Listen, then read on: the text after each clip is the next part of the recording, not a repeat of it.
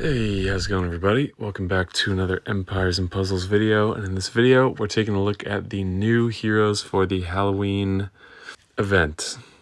Before we get to this video, if you haven't checked out Gemstone Legends yet, come check it out! There are no joke thousands of players from Empires and Puzzles that have come over already, and for good reason. Simply put, it's a really fun game with some big advantages over Empires and Puzzles. We both know that the players that join these games earliest are some of the most dominant players. And this game is starting to really take off, so the longer you wait, the more you miss out on. Not only can you support the channel by using the download link in the description of this video, or by scanning the QR code on your screen, but doing so will also give you a free $50 starter bonus with an epic hero, gems, and gold coins. All for free, just by using the link or QR code provided. And then when you start, you'll gain access to beginner events exclusively for players who use the link or QR code provided that will give you another strong epic hero, a set of 5-star legendary equipment, and a platinum scroll for another guaranteed epic or legendary hero. Lastly, I have created a bunch of videos in a Gemstone Legends playlist on my YouTube channel to make learning this game as easy and fun as possible. So hit that download link in the description and get started with one of the most fun and deep Match 3 RPGs. There's a great community in Gemstone Legends, it has some huge advantages over Empires and Puzzles, and overall I think you guys are really going to like it. So we've got 3 new Legendaries, 1 new Epic, and 1 new Rare. We'll go through them in the order that they are here. First up, Alucard. Great stats, very strong, very attack forward, very fast speed. Destroys all minions from the target and nearby enemies. We're sort of in a minion meta at the moment, so that's very useful. Deals 250 damage, 250% damage to the target and nearby enemies. Decent. Obviously he's very fast speed, so it doesn't take much to get this going. But that's not anything crazy. However, destroying minions first, as we know with Grimble, can be the equivalent of a lot of damage if you count what HP they have that you were able to remove. All allies recover 10% health for each destroyed minion. So that's pretty big. If you've got a full saturation, that's a 90% heal for all allies at very fast speed, which is massive. And you're offsetting your heal by reducing their health significantly by removing all those minions. All allies get 3% mana for each destroyed minion. So again, if you have, say, 9, that's going to be 27%. That might be increased by troops as well. So that's not nearly as much as Grimble would give, but it's not insignificant either if you've got a decent amount of minion saturation. And he's so quick that I think this will be a good hero with all the minion heroes that are coming out. The attack bypasses defensive buffs, including counterattacks. So a lot of good stuff going on. They've added the family bonus, which actually this was there, but increased mana generation depending on the number. And it goes up significantly from 3 to 6 to 12, which is a doubling. And we don't often see that. There's also this passive. When this character casts their special skill, they have a 100% chance to steal the newest dispellable buff from a random enemy that has buffs. If no enemy has buffs, deals 70% damage to all. That's really good. So yeah, at very fast speed, he's solid in sorcerer class. Okay. Next we have Miriam and Midnight Wizard class. Same passive. Litter of kittens at average speed. Summons a blue kitten minion for the caster and nearby, so only caster and nearby. 40% HP, 20% attack. Very beefy. Minion recovers 15% health for its owner at the end of each turn. The minion also lifts the newest cleansable status ailment from its owner and adds it to the hit target. So that's really good. You're essentially cleansing essentially cleansing every turn, but giving the ailment to an enemy right when it's fresh, which is really good. Caster nearby allies get plus 45% attack and a further 20% increase every time they're hit during 4 turns. That's super good. And then caster nearby allies regenerate 672 boosted health over 4 turns. So that's probably going to be about 200-ish per turn with the healing bonus. So first you're healing 15% HP from the minion. Cleansing. You got this attack boost the whole time, and then you're boosting health after. So you're healing first and then boosting. So that's going to be a lot of health generated in 1 turn. It's only caster nearby, but that's very strong. And then last up for the legendaries, we have Matilda. All enemies receive, so this is average speed, same passive. I guess we'll double check, but yep. All enemies receive 324 poison damage over 3 turns. Summons a Muffin Fiend for all enemies. 38% attack every turn. Absorbs 35%. Each hit from the Muffin Fiend has the following effect.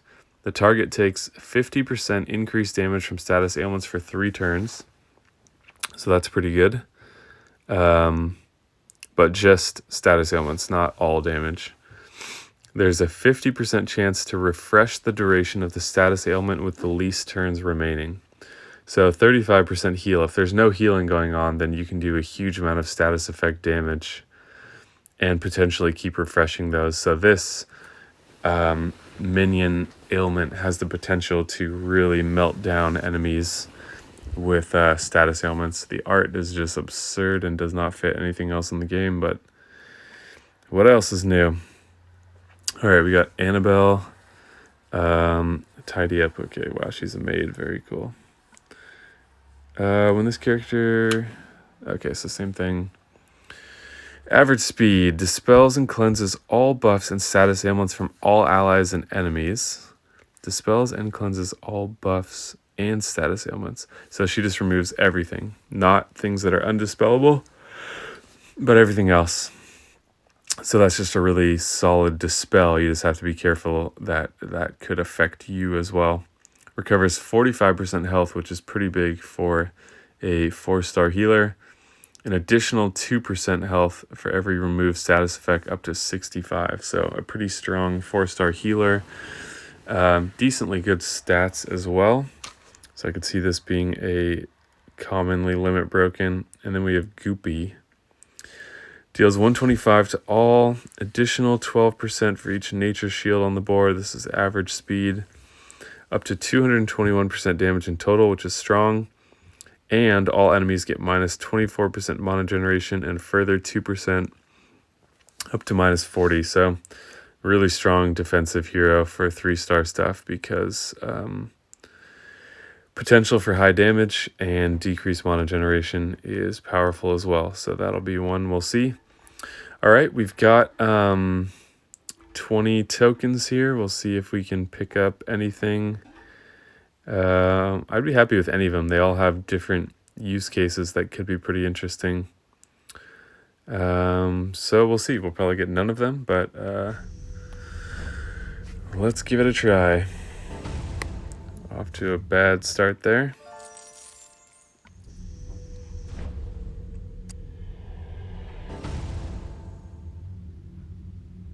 OG Gandalf. So let me know which one of these you guys think is the best. They're all very different, so it's really hard to say best. But they really do have... They're very unique. It feels like the strongest one is this one. There's just so much going on. And then healing before having boosted health is really good. All in the same turn, and then cleansing, but also giving those ailments to other heroes on the opposite team. But the red guy is going to be really good too, mostly for how much... All right, we got the 3-star. Mostly for how much healing there is potential for. Like, you have a very fast healer that can heal as much as 90% for your entire team, which is insane. Too much, honestly. They went for 3% mana, but 10% HP. It's a bit surprising. All right. Okay, wow.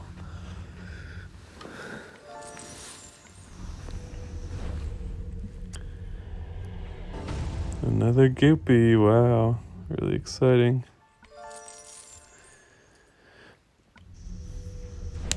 The weird thing is that the art for these look like they were designed by all different people.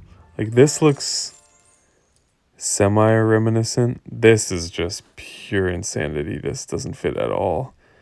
And this looks like stuff we've seen before, kind of more in the line of Victor and whatnot. But like, at least for the sets, have the same artists, you know? Like, try a little bit to make your product look good.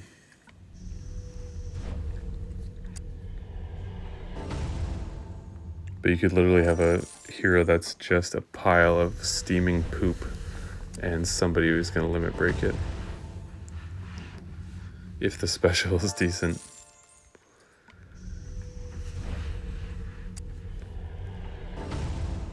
Alright, these are pretty trash, but that's usually the way it goes. So yeah, let me know what you think. Oh, Vlad is absolute garbage. Let me know what you think of these new heroes, which ones you think is best, if you happen to pull any of them. Yeah, anyways, curious to hear your thoughts on these with this new event. Oh, Hawkman. Who wants Alucard when you can have Hawkmoon? Goopy. Oh, even worse. Jeez, these are bad.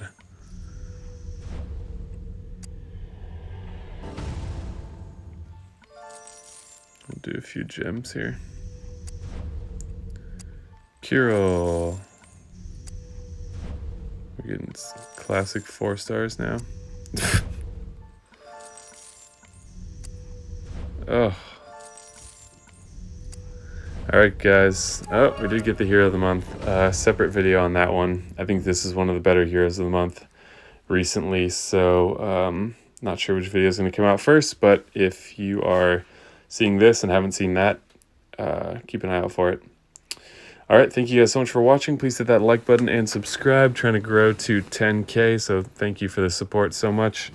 I really appreciate that. And yeah, see you guys in the next video.